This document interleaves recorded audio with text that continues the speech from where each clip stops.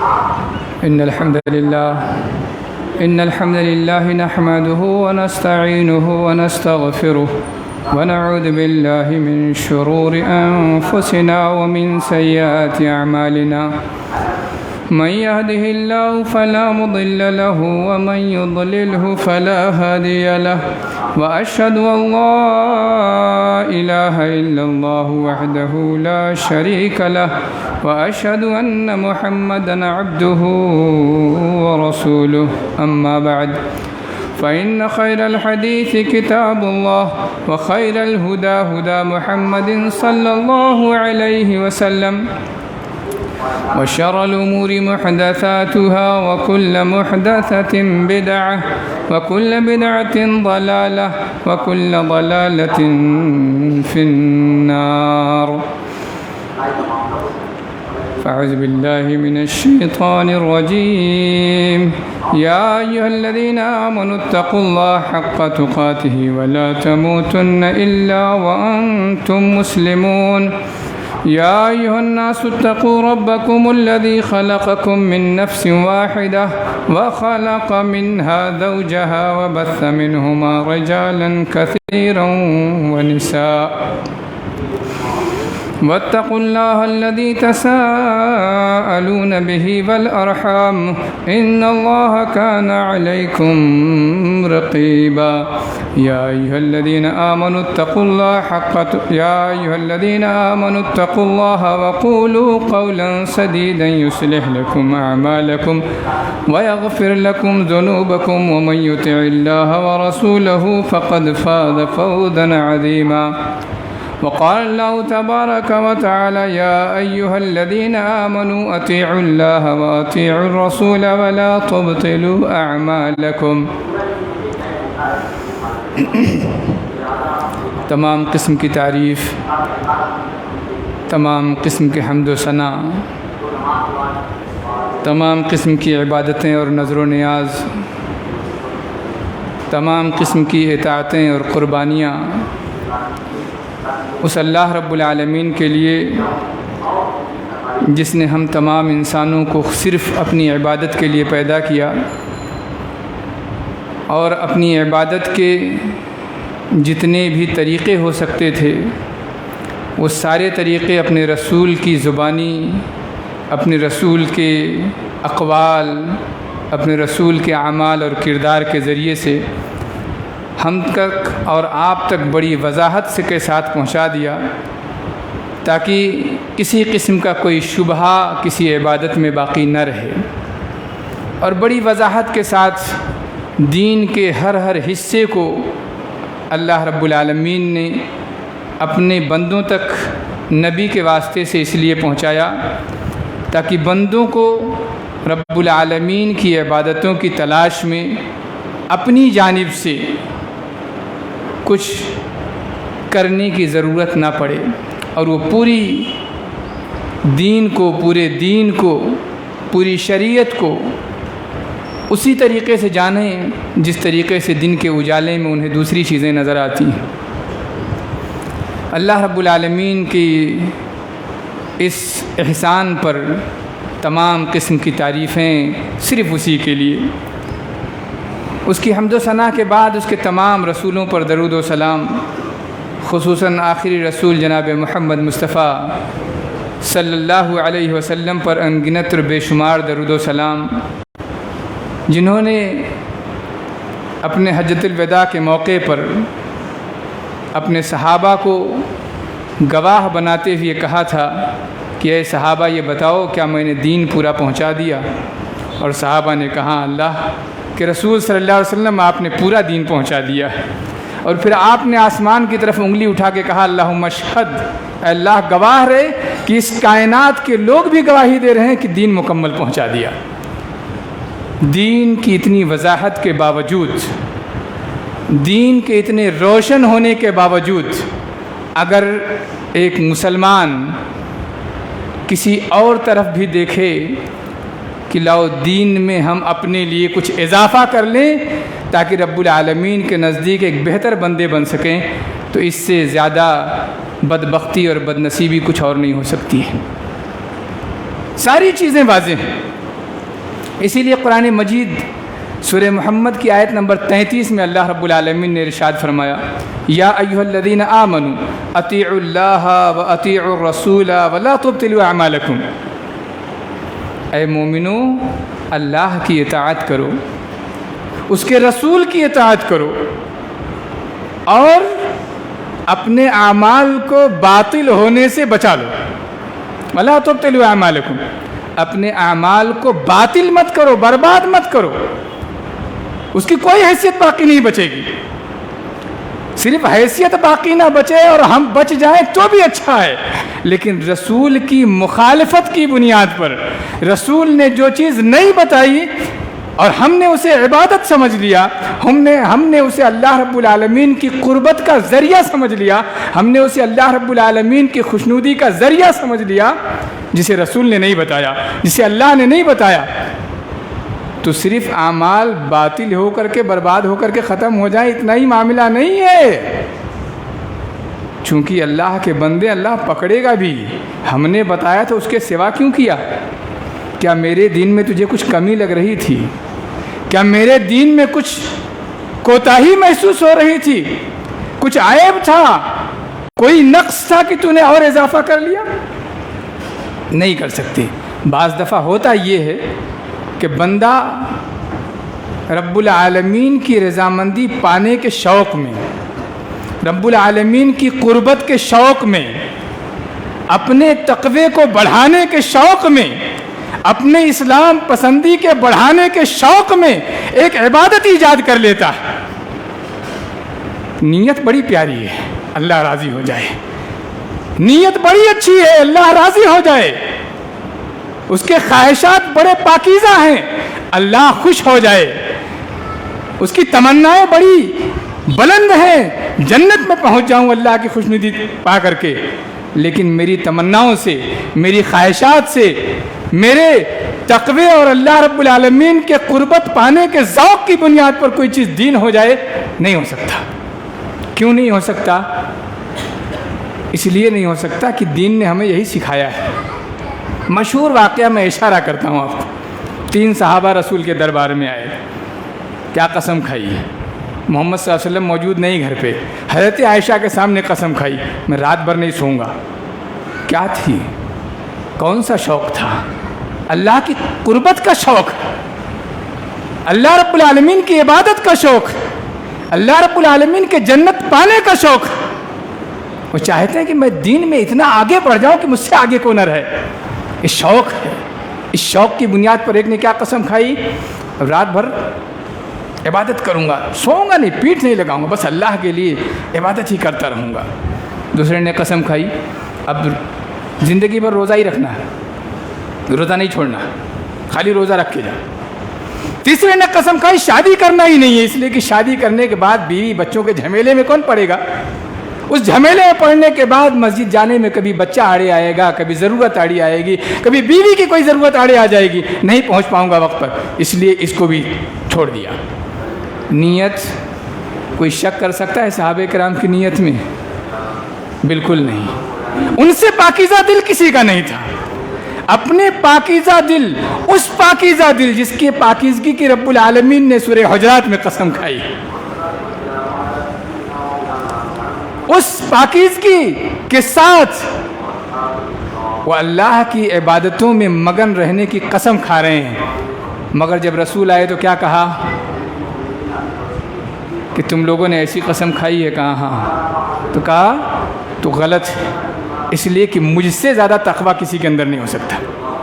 فَإِنِّي أَتْقَاكُمْ لِلَّهِ وَأَخْشَاكُمْ لَهُ، میں اس پوری کائنات میں سب سے زیادہ اللہ رب العالمین کا تقوی والا ہوں، میں سب سے زیادہ اللہ کی خشیت والا ہوں، مجھ سے بڑھ کر کوئی تقوی سوچے کہ اختیار کر لوں ممکن نہیں ہے، اس لیے میرے راستے پہ چلو،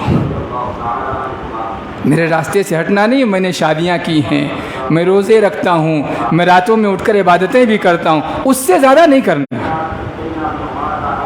آج ہمارے یہاں جو چیزیں رائج ہو گئی ہیں وہ اسی ذوق کی بنیاد پر ہیں، اسی شوق کی بنیاد میں دین میں ہم آگے بڑھ جائیں، لیکن دین میں آگے رسول سے بڑھ جائیں، ذرا سوچے تو کوئی، کتنی بری بات۔ ارے ہم دنیاوی طور پر بھی باپ سے آگے چلنے کو پسند نہیں کرتے ہیں، دنیاوی طور پر بھی ابا کے سامنے اونچا بولنے کو پسند نہیں کرتے، دنیاوی طور پر بھی، تو دین کے طور پر رسول سے آگے بڑھو۔ یہ ساری تمہید صرف اس لیے ہے کہ آج ہمارے ہاں جو معاملہ ہے، کوئی بھی مہینہ ایسا نہیں گزرتا جس مہینے کی پہچان اس کی بدعات کی بنیاد پر نہ ہو۔ ابھی رجب گزرا، 27ویں رجب شب معراج کہاں سے آیا پوچھو، ہم نے معلوم ہے نا 27 رجب کو رسول گئے تھے معراج پر، حالانکہ کوئی بھی مورخ پختگی کے ساتھ نہیں کہتا کہ 27 رجب کو جو ہے معراج ہوا۔ دنیا بھر کا اختلاف دین کے معاملے میں جو پختگی کے ساتھ ہے، کہیں اختلاف نہیں ہے جمعہ کے دن کے سلسلے میں اختلاف، جمعہ کے دن جمعہ کی نماز منگل کو پڑھ لو، ہے کوئی کہتا ہے کیا؟ رمضان کے روزے ذرا شوال میں رکھ لو، ہے کہیں؟ سارے علماء متفق، سارے محدثین متفق ہیں، کسی عبادت کے تعلق سے ایسا معاملہ ہے نہیں کہ اس کی تاریخ معلوم ہی نہ ہو۔ عید کی نماز شوال، پہلی شوال کو نہیں، ذوالقعدہ میں پڑھ لو، ہے کوئی گنجائش؟ کہیں نہیں ہے۔ ساری عبادتوں کی تاریخ، اوقات سب متعین ہے، تو پھر یہی کیوں نہیں متعین ہے بھائی؟ آئیے ہم سنتے ہیں کہ شعبان کی فضیلت کیا ہے۔ شعبان کے اس مہینے میں محمد رسول اللہ صلی اللہ علیہ وسلم کی جانب سے کون سی عبادت مسنون ہے، اور وہ کون سی عبادتیں ہیں جو ہم نے اللہ رب العالمین کی قربت کے شوق میں ایجاد کر لیے اور رسول کے راستے کے خلاف ہیں۔ شعبان کے مہینے کو کوئی فضیلت دوسرے مہینوں پر حاصل نہیں ہے، ایک دم واضح بات، کوئی فضیلت حاصل نہیں ہے، الا یہ کہ محمد رسول اللہ صلی اللہ علیہ وسلم اس مہینے میں روزہ بہت رکھتے تھے، ایک فضیلت ہی ثابت، روزہ بہت رکھتے تھے، اور وہ بخاری کی روایت ہے، حضرت عائشہ رضی اللہ تعالی عنہ اور دیگر صحابہ کرام سے مروی ہے۔ حضرت عائشہ رضی اللہ عنہ کہتی ہیں کان رسول اللہ صلی اللہ علیہ وسلم یصوم حتی نقول لا یفطر ویفطر حتی نقول لا یصوم وما رأيت رسول الله صلی اللہ علیہ وسلم استکمل صیام شہر الا رمضان وما رأيته اکثر صیاما منه فی شعبان۔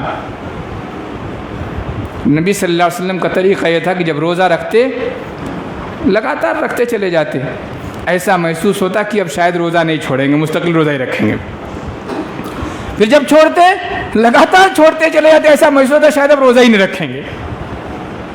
اور پھر حضرت عائشہ کہتی ہیں کہ رمضان کے سوائے ہم نے کسی مہینے کا مکمل روزہ رکھتے محمد صلی اللہ علیہ وسلم کو نہیں دیکھا۔ ہاں ہم نے دیکھا کہ آپ شعبان کے مہینے میں بہت روزہ رکھتے تھے، کثرت سے روزے رکھتے تھے۔ اور ایک دوسری روایت میں اس کی وجہ اللہ کے رسول صلی اللہ علیہ وسلم نے بیان فرمائی کہ آپ سے صحابہ نے پوچھا، اسامہ ابن زید رضی اللہ تعالیٰ عنہ کا نام آتا ہے، وہ راوی ہیں، وہ کہتے ہیں پوچھا آپ نے کہ اللہ کے رسول صلی اللہ علیہ وسلم آپ شعبان میں بہت روزے کیوں رکھتے، وجہ کیا ہے، کیوں بہت روزے رکھتے ہیں؟ تو آپ نے فرمایا ذاک شہر تغفل الناس فیہ، ایک ایسا مہینہ جس سے لوگ غافل ہیں، ایسا مہینہ جس سے لوگ غافل ہیں، جس کی اہمیت سے غافل ہیں۔ اور اس کی اہمیت کیا بتائی محمد صلی اللہ علیہ وسلم نے؟ آپ نے فرمایا کہ ہوا شہر ترفع فیہ الاعمال الی رب العالمین، ایسا مہینہ ہے جس میں رب العالمین کے دربار میں بندوں کے اعمال پیش کیے جاتے ہیں، بندوں کے اعمال پیش کیے جاتے ہیں کہ اللہ اس نے فلاں کام کیا ہے سال بھر میں، سرٹیفکیٹ بانٹا جاتا ہے، فرشتے یہاں سے لے کے اٹھتے ہیں، اعمال پیش ہوتے ہیں کیا کیا کیا سال بھر۔ اور میں چاہتا ہوں، اللہ کے رسول صلی اللہ علیہ وسلم نے فرمایا وَأَحَبُّ أَن يُرْفَعَ عَمَلِي وَأَنَا صَائِمٌ، اور میں پسند کرتا ہوں کہ جب میرے نامہ اعمال رب کے سامنے پیش ہوں تو آخری سطر پہ جب رب العالمین کی نگاہ پڑے تو لگے کہ ہاں میرا بندہ روزے سے ہے، میری خاطر بھوکا پیاسا ہے۔ تو یہ سالانہ نامہ اعمال پیش کرنے کا مہینہ ہے. جیسے ابھی دنیاوی طور پر مارچ اینڈنگ بولتے ہیں، مارچ اینڈنگ سب عام پبلک کو معلوم بھائی مارچ اینڈنگ ہے، حساب کتاب بینک کا بند ہو جائے گا، پھر نیا شروع ہوگا. تو ایسے ہی یہ سالانہ اینڈنگ ہے رب العالمین کے پاس. اور رب العالمین کا جو حساب کتاب اور بندوں کے اعمال کی جانچ پرکھ اور اس کے محفوظ کرنے کا جو ذریعہ ہے نا، بہت مضبوط ہے، بہت مضبوط. دنیا کی شاید کوئی کمپنی ایسی جس نے اتنی مضبوط فیلڈنگ یا جو ہے اپنے سرونٹس کی معلومات اکٹھا کرنے کے جو ہے ذرائع اپنائے ہوں، اتنی مضبوط. ایک تو آپ جانتے ہیں یہاں موجود ہیں دہنے بائیں فرشتے مستقل لکھ رہے ہیں، اور صرف لکھتے ہی نہیں ہیں، یعنی سی سی کیمرے کی زد میں تو ہیں مستقل نا. یہ صرف جو ہے ذخیرہ نہیں ہو رہا ہے کہ سی سی کیمرہ ذخیرہ کر رہا ہے، کوئی دیکھنے والا نہیں ہے. روزانہ عمل پیش ہوتے ہیں. حدیث میں ہے کہ روزانہ عمل پیش ہوتے ہیں. کچھ فرشتے فجر میں آتے ہیں، وہ دن بھر ہمارے ساتھ رہتے ہیں، اور عصر میں وہ نامہ اعمال لے کر اللہ یہ بندے نے یہ کیا حاضر. پھر عصر میں دوسرے فرشتے آتے ہیں، وہ جب آتے ہیں تو یہ صبح والے نکل جاتے ہیں، اور وہ رات بھر ساتھ میں رہتے ہیں، فجر میں چلے جاتے ہیں. یعنی روزانہ فجر اور عصر کے وقت ہمارا نام اعمال وہاں پیش ہو جاتا ہے. رب العالمین دیکھ لیتا ہے، روز نام اعمال پیش ہوتے ہیں. اسی لیے فجر اور ظہر عصر کی بڑی اہمیت ہے، بہت اہمیت ہے. اور ہم اسی وقت سوتے رہتے ہیں، فجر کے وقت سو رہے ہوتے ہیں اور عصر کے وقت مارکیٹ میں رہتے ہیں، جبکہ دونوں بہت اہم ہیں، انتہائی اہم نمازیں ہیں. 5 وقتہ نمازیں اہم ہیں، سب اہم ہیں، اس سے انکار نہیں ہے، لیکن ان سب میں دونوں بہت اہم ہیں. خصوصاً عصر کی نماز کو صلاۃ وسطیٰ کہا گیا، بہت اہم نمازیں. تو روزانہ عمل ہمارے پیش ہوتے ہیں، ہفتہ واری بھی عمل پیش ہوتے ہیں. اللہ کے رسول صلی اللہ علیہ وسلم سے پوچھا گیا ہے، اللہ کے رسول آپ پیر، سوموار اور جمعرات کو روزے کیوں رکھتے ہیں؟ سوموار اور جمعرات کو روزے کیوں رکھتے ہیں؟ تو آپ نے فرمایا کہ یہ دونوں دن ایسے ہیں جس میں اللہ رب العالمین کے سامنے اعمال پیش کیے جاتے ہیں. آپ اندازہ کیجئے کہ ہفتے میں بھی 2 دن روزہ رکھتے تھے، کیوں؟ اعمال پیش ہوتے ہیں. شعبان کے مہینے میں اعمال پیش کیے جاتے، اس لیے شعبان میں آپ بہت زیادہ روزہ رکھتے تھے، تقریباً پورا مہینہ روزہ رکھ جاتے تھے. تقریباً اس لیے کہ پورا نہیں رکھتے تھے، لیکن کثرت سے روزے رکھتے تھے. کئی وجوہات محدثین نے بیان کی ہیں، ہم اس طرف نہیں جائیں گے. تو جب بھی اعمال پیش کرنے کے وقت ہوں، محمد صلی اللہ علیہ وسلم روزہ، سوموار کو بھی، جمعرات کو بھی، شعبان میں بھی. کیوں؟ روزہ بڑی اہم عبادت ہے، روزہ بہت اہم عبادت ہے. ایک ایسی عبادت کہ جس میں کئی عبادتیں اکٹھا ہو جاتی ہیں، اور صرف اکٹھا نہیں ہوتی ہیں، روزہ رکھنے والے کا دل رب العالمین کی طرف اس طرح متوجہ ہوتا ہے کہ دوسری عبادتوں میں بھی اخلاص زیادہ ہو جاتا ہے. ارے اس کو ہم نے دیکھا ہوگا نا، رمضان میں اتنی دیری بعد کوئی آتا جگہ پاتا مسجد میں؟ رمضان میں اگر اتنے دیر، ابھی لوگ آ رہے ہیں اور ابھی جگہیں خالی ہیں. رمضان کا مہینہ ہوتا تو جمعہ کے دن اس وقت جگہ خالی رہتی نہیں. کیوں؟ اس روزے کا اثر تھا کہ عبادت کی طرف ہماری توجہ خود بڑھ گئی. تو روزہ ایک ایسی عبادت ہے جو ایک بندے کے اندر اللہ کی قربت کے جو ہے جذبات زیادہ بنا دیتا ہے، اور اللہ کو بہت پسند ہے روزہ. اس لیے بھی پسند ہے کہ ایک وجہ اور بھی ہے کہ اللہ رب العالمین نے روزے کے بارے میں کہا ہے کہ فَإِنَّهُ لِي وَأَنَا أَجْزِي بِهِ، جو رمضان میں سنتے ہوں گے حدیث. کہ ساری عبادتوں میں تو امکان ہے کہ آدمی دکھاوا کر لے جائے. بھائی نماز پڑھنے آئے سارے محلے نے دیکھا، جا رہے ہیں حضرت، سب نے دیکھا، لیکن روزہ رکھیں، سحری آپ نے اندھیرے میں کھائی گھر میں، کسی نے دیکھا. دن بھر کہیں نہیں کھایا پیا، کسی نے دیکھا نہیں، معلوم کسی کو. تو ایک ایسی عبادت ہے جس میں ریاکاری کی گنجائش نہیں ہے. بقیہ سارے اعمال میں ریاکاری کی گنجائش ہے، یہ نہیں کہتا کہ کرتے ہیں لوگ، گنجائش ہے. نماز پڑھنے آئے دکھ رہا ہے، صدقہ دیا کسی نے نہیں دیکھا، بہت چھپا کے دے، مگر فقیر نے تو دیکھا جس کو دیا. اگر رمضان میں ہم چپکے سے اٹھے, کھانا پکا ہوا رکھا تھا, گھر میں کوئی نہیں جاگا, ہم نے کھایا, پھر سو گئے, اور دن بھر رہ گئے, ڈیوٹی پہ گئے تھے, گھر والوں کو خبر بھی نہیں. تو روزہ ایک ایسی عبادت ہے جس میں ریاکاری کی گنجائش نہیں, بہت قیمتی عبادت. تو جب بھی نام اعمال پیش ہونے کے دن ہوتے تو محمد رسول اللہ صلی اللہ علیہ وسلم روزہ رکھتے تھے, روزہ رکھتے تھے. تو فضیلت کیا ثابت ہوئی پورے مہینے کی؟ ایک, کس مہینے میں اعمال پیش ہوتے ہیں. عبادت کیا ثابت ہوئی؟ روزہ. اور اس میں بھی دھیان رہے کہ کوئی دن نہیں ثابت ہوا کہ کون سے دن رکھنا ہے. نہیں ہم دن متعین کر, ٹھیک ہے ہم شعبان کا مہینہ میں روزہ ثابت ہے نا, ہم 15 کو فٹ کر لیتے ہیں. یہ فٹنگ کی اجازت نہیں کہ ہم اپنی طرف سے جہاں چاہیں نل فٹ کر دیں. وہ رسول کے طریقے پہ ہی ہوگا کہ رسول جب شعبان کے مہینے میں کوئی دن متعین نہیں کرتے تھے, ہمیں دن متعین کرنے کی اجازت نہیں ہے. چونکہ وقت جمعہ کا مختصر ہوتا ہے اس لیے انتہائی اختصار کے ساتھ 2 باتیں ہم نے بتائی آپ کو. فضیلت, شعبان کی فضیلت. فضیلت کیا ہے؟ اس مہینے میں اللہ کے پاس ہمارے اعمال پیش کیے جاتے ہیں.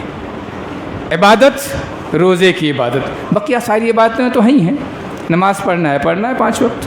صدقہ و خیرات ہمیشہ کرنا ہے, اس مہینے میں بھی کرنا ہے. عمرے کے لیے جا سکتے ہیں, اس مہینے میں بھی جا سکتے ہیں, کوئی ممانعت نہیں ہے.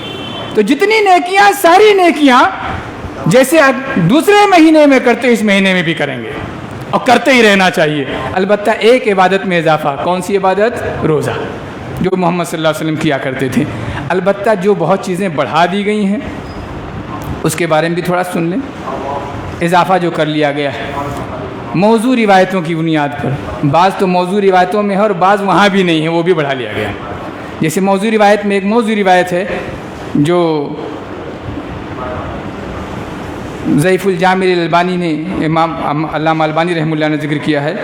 لوگ کہ بیان کرتے ہیں کہ جب شعبان کی رات ہو تو رات بھر قیام کرو, نماز پڑھو. دن ہو 15ویں رات, 15ویں کا دن ہو تو روزہ رکھو. دن میں روزہ رکھو, رات میں قیام کرو. یہ من گھڑت روایت ہے, اس لیے اس پر عمل کرنے کی اجازت نہیں. لوگ کرتے. اور اسی دن 15ویں شعبان کو دن میں ایک نماز پڑھتے ہیں, شاید سنا ہوگا نام آپ لوگوں نے, صلاۃ الفیہ, ہزاری نماز. ہزاری نماز اس کا نام ہے, ہزاری نماز. ہزار کیسے بنتا ہے؟ 100 رکعتیں پڑھنی, 2 کر کے 100 رکعتیں مکمل, اور ہر رکعت میں 10 مرتبہ قل ہو اللہ. 100 رکعت میں 10 مرتبہ قل ہو اللہ پڑھے تو کتنا ہو گیا؟ 1000 قل ہو اللہ. اب یہ روایت کہیں ہے ہی نہیں, گڑھ لیا اپنی طرف سے. کیوں گڑھا؟ شروع میں بتا چکا ہوں آپ کو, رب العالمین کے شوق, رب العالمین کی رضامندی پانے کے شوق میں. مگر رضامندی کب ملے گی؟ رسول کے طریقے پہ ہوگا تب. اس سے ہٹ گئے نہیں مل سکتی. ایک لفظ ہم ادھر سے ادھر نہیں کر سکتے, ایک لفظ, ایک رکعت نہیں ادھر سے ادھر کر سکتے. رکعت تو دور کی بات ہے, نماز کی دعاؤں میں ایک دعا ادھر سے ادھر نہیں ہٹا سکتے, نہیں کر سکتے. اپنے شوق میں بہت سارے واقعات. ایک واقعہ سناتا ہوں آپ کو. عید کے دن حضرت علی رضی اللہ تعالیٰ عنہ کا زمانہ ہے. عیدگاہ میں دنیا پہنچ گئی. عیدگاہ میں کتنی رکعت سنت ہے بھائی, معلوم ہے کچھ؟ عید سے پہلے ہے سنتیں؟ نہیں. ایک شخص کھڑا ہو گیا, پڑھنے لگا 2 رکعت سنت. حضرت علی پہنچے, خلیفہ تھے, اے بند کر, توڑوا دیا نماز. نماز ٹوٹ گئی تو کہتے ارے خلیفۃ المسلمین, آپ نے ایک عبادت سے مجھے منع کر دیا. میں نماز پڑھ رہا تھا. نماز اللہ کی بڑی پسندیدہ عبادت ہے, نبی کو وہاں آسمان پہ بلا کر یہ عبادت دی, اتنی پیاری چیز سے آپ نے منع کر دیا. جواب سن لیجئے, وہ بھی بہت پیارا جواب ہے. کہا نماز سے نہیں منع کیا تجھے, میں نے تجھے نماز سے بالکل نہیں منع کیا. میں جانتا ہوں نماز اللہ کو بہت پسند ہے. میں نے تجھے رسول کی مخالفت سے منع کیا ہے. رسول نے نماز نہیں پڑھی ہے, رسول نے یہ نماز نہیں پڑھی ہے. تو اگر 15 شعبان کو رسول نے روزہ رکھا ہے, بالکل آمنا و صدقنا لے آؤ بھائی, دلیل پیش کرو, ہم بھی حاضر. ہم کیوں پیچھے رہیں, ہم کیوں نہ رب کی جنت پائیں. اور اگر رسول نے نہیں کیا ہے تو سمجھ لو کہ وہ عبادت نہیں ہے. روزہ عبادت ضرور ہے, مگر یہ روزہ رسول کی مخالفت ہے. یہ طریقے سے اگر رسول نے اس رات میں قیام نہیں کیا تو صحیح نہیں ہے، اس کے لیے غلط ہے وہ۔ اسی طریقے سے شوال کے مہینے میں قبرستان جانا، قبرستان میں چراغاں کرنا، 15 شعبان کو حلوے بنانا، یہ ساری چیزیں رائج ہیں۔ وجوہات کیا ہیں وہ بھی سنیں اور مختصراً اس کا جواب بھی جانیں۔ 15 شعبان کو قبرستان جانا، چراغاں کرنا۔ قبرستان جانے کی روایت موضوع روایت، بعض علماء کے نزدیک، بعض کے نزدیک ضعیف روایت۔ حضرت عائشہ رضی اللہ تعالیٰ عنہ، ترمذی کی روایت اور ابن ماجہ کی، حضرت عائشہ کہتی ہیں کہ میں نے رسول اللہ صلی اللہ علیہ وسلم کو بستر پہ نہیں پایا تو ڈھونڈنے نکلی، تلاش کرتے ہوئے بقیع الغرقد پہنچ گئی قبرستان، تو دیکھا اللہ کے رسول صلی اللہ علیہ وسلم اکیلے کھڑے وہاں دعا مانگ رہے ہیں۔ یہ جو ہے 15 شعبان کی رات کو پیش آیا، ایسا اس روایت میں، لیکن جس روایت میں 15 شعبان کے تعلق سے یہ بات ہے درست نہیں۔ اس طریقے اس میں ایک اور بات جوڑی گئی کہ اللہ تعالیٰ اس رات میں بنو کلب کی بکریوں کے برابر لوگوں کو معاف کر دیتا ہے، بالکل من گھڑت بات۔ آپ صلی اللہ علیہ وسلم بقیع الغرقد گئے، حضرت عائشہ کی باری کے دن گئے، یہ ثابت ہے، یہ ثابت 15 شعبان کو گئی، اس کا ثبوت نہیں۔ اور اگر مان لے، ثبوت مان لیا جائے، آپ کی بات مان لیا، ضعیف حدیث کو مان لیا جائے، تو بھی جماعت کہاں گئی؟ اکیلے گئے تھے نا، رسول اکیلے گئے تھے۔ کیا آپ اپنے صحابہ کو نہیں لے جاتے؟ یا آپ چاہتے تھے کہ صحابہ یہ نیک عمل نہ کریں؟ مان بھی لیا جائے تو بھی اگر آپ کو جانے کا بڑا شوق ہے اور اس حدیث پر آپ عمل کرنا چاہتے ہیں، آپ کے بقول اکیلے جاؤ۔ اور وہاں بھی چراغاں کہاں تھا؟ کوئی ثبوت چراغاں کا پیش کرو۔ اور تعجب کریں گے چراغاں کے تعلق سے کہ یہ بتایا جاتا ہے، محدثین یا سیرت نگار لکھتے ہیں کہ تقریباً 4 صدی ہجری کے بعد کا معاملہ ہے۔ جب ایران ایمان لے آیا، ایران کے بہت سارے لوگ جو آگ کی پوجا کرتے تھے، تو انہوں نے آگ، جو لوگ مکمل مومن نہیں ہوئے تھے، پوری طرح ایمان نہیں لائے تھے، جن کے دلوں میں آگ پرستی کا جذبہ ابھی موجود تھا، 4 صدی ہجری کے بعد انہوں نے ایک طریقہ ایجاد کیا کہ 15 شعبان کو بیت المقدس میں آگے آگ جلائی تاکہ روشنی ہو، دنیا سے کبھی روشنی ہوگی، روشنی کے لیے جلایا ہے اور عبادت کریں گے ہم، اور اس کے بہانے سے ادھر عبادت ہے، سامنے آگ ہے۔ آگ کی پوجا کا ان کا شوق پورا ہو گیا اور ہم انہی کے چکر میں چل پڑے۔ تو صحابہ نہ نبی نے کیا نہ صحابہ نے کیا۔ اگر نبی اس رات گئے تو سارے صحابہ جاتے، صحابہ سے بڑھ کر ہے کوئی تقوی والا؟ کوئی نہیں گیا۔ اسی طریقے سے ایک حلوہ خوری، یہ کہا جاتا ہے کہ 15 شعبان کو اویس قرنی رحمہ اللہ نے اپنے دانت توڑ کر کے حلوہ کھایا تھا۔ کیوں کھایا تھا؟ اس لیے کہ غزوہ احد میں محمد صلی اللہ علیہ وسلم کے دانت ٹوٹ گئے تھے۔ غزوہ احد کس مہینے میں ہوا؟ شوال کے مہینے میں۔ اب ہو شوال میں، اس سے 3 مہینہ پہلے پڑتا ہے شعبان، یا 9 مہینے کے بعد پڑتا ہے۔ اب سوچئے، دانت ٹوٹے محمد صلی اللہ علیہ وسلم کے شوال میں، دانت ٹوٹے تھے اس لیے حلوہ کھایا، اگر مان لیا جائے وہ بات تو، حالانکہ غلط، اگر مان لیا جائے تو دانت ٹوٹے تو کھایا۔ ابھی تو حلوے اتنے کڑک بنتے کہ شاید کھاؤ تو دانت ٹوٹ جائے۔ کیا کمال ہے، نبی کے نام سے جوڑا اور بالکل غلط جوڑ لیا۔ اس طریقے سے ایک چیز اور بہت مشہور ہے، روحیں آتی ہیں صاحب، روحیں آتی ہیں، نہیں آتی ہیں تو ہم بلانے چلے جائیں گے 15 شعبان کی رات قبرستان پہنچ جاتے ہیں۔ تو روحیں آتی ہیں، اس لیے گھر میں جگہ جگہ بنا بنا کے میٹھا رکھا ہوا رہتا ہے، آئیں گی تو کھائیں گی، نہیں ملے گا تو ناراض ہو جائیں گی۔ کیا کمال، یعنی روحوں کو بھی میٹھے کی ضرورت ہے، ان بیچاروں کو تو دعا کی ضرورت ہے کہ اللہ مغفرت کر دے۔ مٹھاس کی ضرورت کہاں ہے؟ اگر وہ کامیاب ہو جائے تو جنت کی مٹھاس، دنیا کی مٹھاس پائے گی، لیکن روحیں آتی ہیں، پتہ نہیں کہاں سے عقیدہ آیا۔ جبکہ روحوں کے متعلق قرآن اور حدیث میں، قرآن میں بھی ہے اور حدیث میں بھی ہے۔ قرآن میں ہے کہ کچھ لوگ کہیں گے اے اللہ ہمیں پھر سے بھیج دے دنیا میں، ہم اب سے نیک عمل کریں گے، ابھی نہیں غلطی کریں گے۔ اللہ کہے گا کلا، ہرگز نہیں، اب نہیں گنجائش، ابھی گنجائش نہیں ہے۔ اور حضرت جابر ابن عبداللہ رضی اللہ تعالیٰ عنہ کی روایت موجود ہے، غزوہ احد کے بعد ایک دن سر جھکائے اور پریشان حال بیٹھے ہوئے ہیں حضرت جابر رضی اللہ تعالیٰ عنہ۔ محمد صلی اللہ علیہ وسلم نے پوچھا جابر کیا بات ہے؟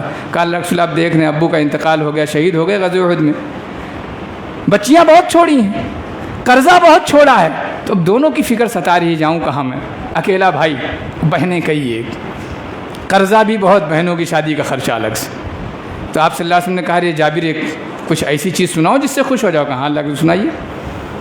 کہا تمہارے باپ سے اللہ رب العالمین نے بلا واسطہ گفتگو کی ہے. کسی سے اللہ بلا واسطہ گفتگو نہیں کرتا, لیکن تمہارے باپ سے بلا واسطہ گفتگو کی ہے. کتنی خوشی کی بات. اور تمہارے باپ سے اللہ نے کہا تمنا علیہ, جو کچھ خواہش ہے بولو عبداللہ, کیا چاہیے بولو میں دیتا ہوں. کہا اللہ جنت پانے کے بعد اب کون سی خواہش. کہا نہیں سوچو. کہا ایک خواہش ہے. کہا کیا. کہا دنیا میں واپس بھیج دے, دنیا میں واپس بھیج دے تاکہ میں تیرے راستے میں پھر لڑوں, پھر قتل کیا جاؤں. اللہ نے کہا اب اس کی گنجائش. شہید بہت بڑا رتبہ, ولی مانتے ہیں جو ماننے والے ہیں, اور ہیں بھی ولی, لیکن جو دوسرے کام کرتے وہ غلط. شہید اللہ کو انتہائی پسندیدہ شخص کہہ رہا اللہ واپس بھیج. کہا نہیں بھیجوں گا. پھر سب کی روح کہاں سے آ رہی ہے. زندگی بھر نماز نہیں پڑھا اس کی بھی آ رہی ہے, کبھی روزہ نہیں رکھا اس کی بھی آ رہی ہے, سب روحیں آ رہی ہیں. شہید آ ہی نہیں پا رہا ہے بیچارہ, خواہش کے باوجود بھی نہیں پا رہا ہے, وہ بھی رب العالمین کی اجازت سے خواہش کر رہا ہے تب بھی نہیں آ پا رہا ہے, اور ہم کہہ روحیں آ رہی ہیں.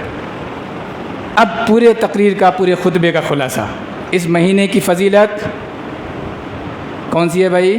نامہ اعمال اوپر جاتے ہیں. عبادت روزہ کثرت سے, کوئی دن خاص نہیں.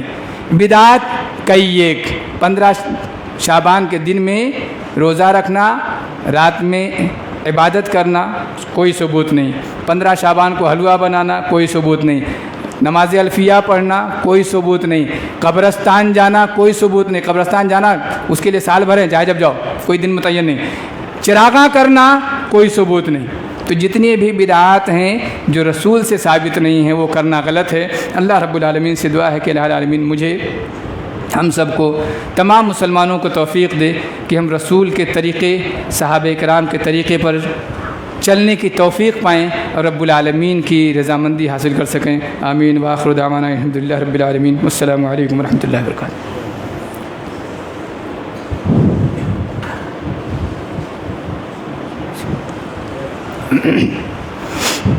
إن الحمد لله نحمده ونستعينه ونستغفره ونعوذ بالله من شرور أنفسنا ومن سيئات أعمالنا من يهده الله فلا مضل له ومن يضلله فلا هادي له وأشهد أن لا إله إلا الله وحده لا شريك له وأشهد أن محمدا عبده ورسوله. أما بعد فإن خير الحديث كتاب الله وخير الهدى هدى محمد صلى الله عليه وسلم وشر الأمور محدثاتها وكل محدثة بدعة وكل بدعة ضلالة وكل ضلالة في النار. فأعوذ بالله السميع العليم من الشيطان الرجيم. إن الله وملائكته يصلون على النبي يا أيها الذين آمنوا صلوا عليه وسلموا تسليما. اللهم صل على محمد وعلى آل محمد كما صليت على إبراهيم وعلى آل إبراهيم إنك حميد مجيد.